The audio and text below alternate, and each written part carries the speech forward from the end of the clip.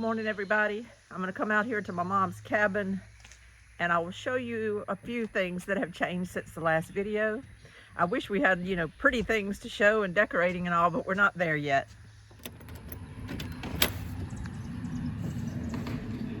Actually, it probably looks worse than it did before. We had the contractors come back, the people of the factory, I should say, the factory people that built this shed conversion out. They had to come back yesterday, install the mini splits, and we just had other things come up. Let me explain it to you. Whenever you're dealing with any kind of new construction, whether it's a shed conversion like this, whether it's a home, my mobile home that I had moved on this property 3.5 years ago, no matter what you're doing when you're starting from the ground up on something, things can come up. And this week, actually, things came up a little bit on this project and we had to stop. We just had to stop everything we were doing. My electrician came by and he pointed out some things that weren't right, that were missing on some components of the electrical and all. So we also noticed some plumbing things that were wrong. And so we had to just stop. I say wrong, let me explain, let me keep explaining. I want to point out that this is not a critique of the company. The company has been really wonderful, no problem. This is not a complaining video or anything like that. I'm just wanting to point out that things happen. They happen no matter what your project is. If you've watched my channel for a while, which I've got a lot of new followers, so I know you haven't, but if you do watch my channel for a while, you will know that one of my big sayings on here is ain't nothing easy. Ain't nothing easy, or nothing I do is easy, I can tell you that. Things go wrong all the time. You set a plan, you think about it the night before, you think, I'm gonna get up in the morning and I'm gonna jump on this, and then nothing goes right.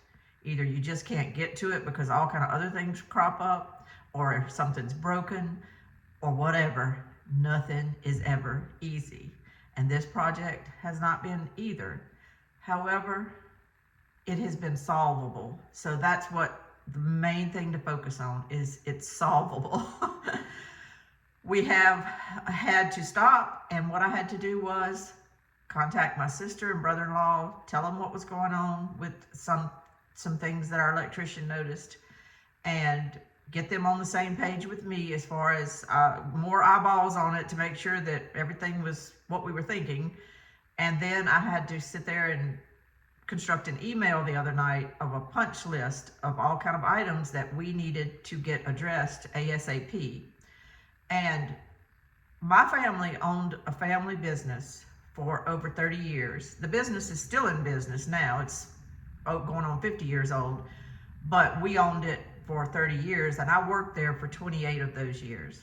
And one thing we prided ourselves about and in that family business was customer service and helping people and making sure that every order that went out of our store was satisfactory to the customer, or if not, talk to us about it and we will figure something out. We always did that. We always did that. So when I deal with other companies, that's what I'm looking for, because I know I did that. I personally did that. My father did that. All the other people that work there did that. If we had to get out on a Sunday and go open the store and help them with something because they were at an event and their order they found out was a little wrong or something, or they were short something, we opened the store and got that taken care of. We worked till late at night during busy seasons to make sure that all the orders got ready for the time the people needed them. I didn't see my kids a lot during certain seasons of the year. We sacrificed a lot for that family business. And so I expect that, I guess, from other businesses, because I know I've done it myself for people. And I will say that this company that did this shed conversion for us did respond in that way. We sent the email Sunday night. We heard back from them Monday, asking us for a little bit of time for them to really go through the punch list, and because he had to talk to different people that were in charge of different aspects of this build and get information from them and all before he could get back with me. So they did get back with me Tuesday, and said, we are sending a crew Thursday to come address all of your issues. So that was satisfactory to us because they're not right here. They're not right down the road. They're 2.5 hours away in Mississippi. And so we're in Louisiana. So I appreciated them getting themselves organized enough to be able to send a crew out by Thursday. The 2 young men that came, their construction crew, got here yesterday morning and jumped on it. And they worked really hard all day, and they got the punch list items done that they were responsible for. Some of the punch list items, I found out that that's just not part of their building process. And it was all to do with plumbing on those issues. And our plumber is gonna have to finish out that. I wanna come back to that in just a minute and explain something. And but anyway, so their guys got on and fixed everything that had to do with their punch list. Some things that weren't done right to begin with, and some things that might have broken that we weren't aware of. They actually realized it in delivery and were going to fix it when they came back to install the mini splits, but we weren't aware of it. So we became aware of it and said, let's get it all fixed now. And while they were here, they also installed the mini splits. So it took care of everything on the punch list. As I said, let me circle back to what I was talking about. Some things that we were concerned about, come to find out they don't actually finish. And that had to do with mostly the plumbing, that not venting out, putting vent out pipes for the house, not putting the sinks together underneath the sink and all. Now, they said they do not do that, but a lot of these cabins are meant for hunting camps and they're meant for a lot of different situations. And they said they have had a lot of customers and plumbers just say, don't spec it out because we needed it done a different way. And we had to rip out what y'all did to do it our way to fit with where we're putting this cabin. So they just come to a certain point with their plumbing and they stop. That's fine, and that's their way, and that's fine. Our problem was we didn't get enough information on that while we were ordering this cabin, so we didn't realize that. I made the mistake of just assuming. I assumed that when they say hookup ready and different things, that it was going to be like my mobile home that we had just set up at the very end of 2022. That to me was hookup ready. So I assumed that that's what this cabin's hookup ready would mean. And you shouldn't assume anything when you're doing things because different companies do things different. And that's what happened in this case. They had their definition of hookup ready. I was going by my mobile home's definition of hookup ready. And so when I had the plumber come out to look at the project, to bid the job, I and he were looking at the job the same way it had been when he was up here hooking up my mobile home. And so he gave us a price, and the price was acceptable and reasonable. I could compare it to what it cost to hook up my mobile home and all. Everything was fine. And he was prepared to come and finish that work and do that. But we had to stop. We had to stop the electrical contractor. He couldn't finish his because of some of these punch list things. And we had to stop the plumber and say, don't come right now, because we had to find out what was on their end and what was on our end so that we would know how to reassess the scope of the plumber's work. I didn't want my plumber to come all the way up here to where I live, which I don't live near him, but they know us, they like us. I love them, I love dealing with them, so they don't mind coming up to my place to do this work. But I didn't want him coming up here and not having the right supplies or have allotted a few hours to do a job when really it was going to be all day. And really, I didn't want to inconvenience him or mislead him about the scope. I didn't want him to get up here and think, gosh, I quoted her so-and-so, but now look, I've got to do a whole lot more than I thought. And I wanted to just let him know everything. So I texted him yesterday. It was probably, the text was probably 2 foot long. But I told him, I said, I wanted to give you all the scope of the information so that you will know before you ever leave your shop what supplies you might need to bring. Because even though I know they didn't do certain things, and I know that he will do that for us, I still don't know the footage. That's something he's got to measure when he gets here, how many feet of pipe he wants and everything. So he needs to bring sticks and sticks of pipe and feet of other things. I think most of the PEX is run, the PEX lines, the flexible PEX lines, that's all run. It's the tubing and things like that that he's got to install. And I'm gonna completely trust him on how he wants to vent out things and stuff like that. I'm not gonna micromanage him. He's a very good plumber. Not gonna micromanage my electrician either. He's a very good electrician. So they're gonna handle things. My plumber is actually digging the trench that the electrical conduit will go down into. So he's coming first.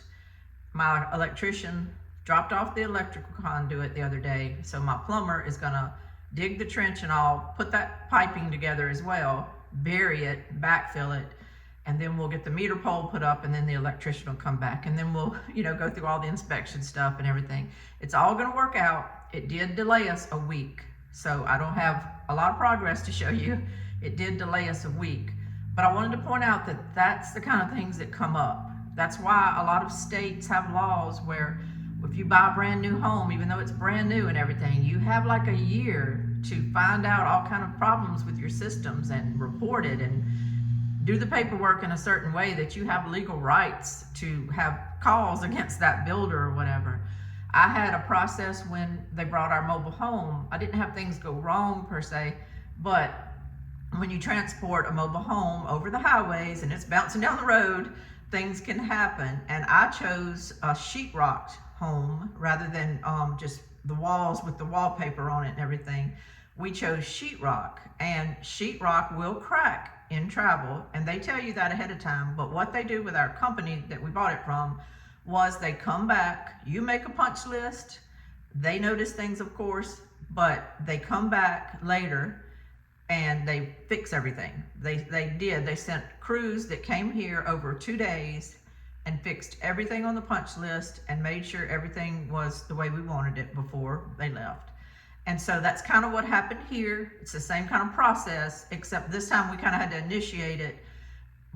They were going to come back and do the mini splits and all anyway, but there again, I wouldn't have wanted them to come back to do the mini splits and laid all this information on them. Well, y'all also need to do this and this while you're here. Well, ma'am, we didn't bring any supplies for that. You need to give people a heads up. You need to let them know what's going on. So we put together an email that was very long. I tend to type things very long, but I wanted to give them all the information so that when they did load their truck yesterday, they had all the pieces and it was numbered chronologically. I said, let's jump in and look at all the issues. Number 1, number 2, number 3, and there was about 8 or 9 issues. And so they had everything they needed on their truck and trailer when they got here yesterday. I know I've talked a lot, but I think that's the most important part of this video is to always be aware, be aware of things, handle it with dignity, handle it with, a concise message. I was firm, but yet not ugly. I don't believe in handling things ugly. I just don't. I don't believe in fighting like you're fighting for your life right off the bat. You have to deal with people as human beings. You have to realize that mistakes happen. They happened in our family business. They happened. Things happen. And you have to realize that if you did a lot of due diligence beforehand and tried to work with people who were recommended to you and who are nice people and have had a company history for many, many years, you probably are going to be okay. You're probably dealing with people that value their reputation and they want to make you happy. And they want you, if you have a YouTube channel, to put things out good about them. And I do. I'm happy with them. I'm happy in the way they handled this. I'm happy that they got on it, that they came and put eyes on it and got it fixed. We're satisfied. My brother-in-law was here with me yesterday just so that he could make sure things were done correctly and all too, and he was satisfied. So everything is good. We move forward now. The last 2 little knobs came in. I ordered them from Home Depot because I didn't feel like driving 30 miles to go get them. So I'm gonna put those on in just a minute. And then I got a box of 3 smoke alarms. That red you see, they're not red smoke alarms. That's a plastic cover that's over the top. I have to peel that off.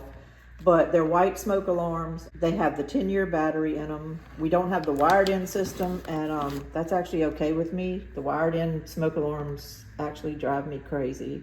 I don't know that I'm ever gonna do that again. But we've got the 10-year batteries in these, and we're gonna install these. I'm gonna put one in her bedroom. What we're gonna do, we were looking at it yesterday, we're gonna line the smoke alarms up with the lights. And I'm gonna put one right there, just inside her bedroom door, which is off her kitchen. So I feel like it'll be a good place to have for smoke if something happens. It'll be located right near this electrical box. It'll be right up here, should anything ever happen with that. And so, you know, she also has a mini split in here. So we've gotta have smoke alarms everywhere. We're gonna put one right there. And I'm also gonna put one here in her bathroom. She does have systems in here as well. She's got the tankless hot water heater, and then over there in the corner will be where her stackable washer and dryer will be with all her plugs and stuff. So you need a smoke alarm in the bathroom in this situation. And I think what we're gonna do, we talked yesterday, we might put it right up there by her vent. We're trying to make it where it doesn't have too many things everywhere. It didn't really work to line it up with the lights in here. I kind of wanted, we decided that over on this wall that you don't really see when you walk in might be the best place. But anyway, I think it will. And the third one, we're gonna put, when you walk in the den, you'll see there's lights. We're gonna put the third one right here. This is the corner of her kitchen, and her kitchen's right here. And in my mobile home, they put my smoke alarm just outside my kitchen in my den. So it works out good. It still goes off, you know, if I burn anything, it goes off, but hers will be right there in line with those lights and hopefully won't stand out too much. It'll just kind of look like another light up there.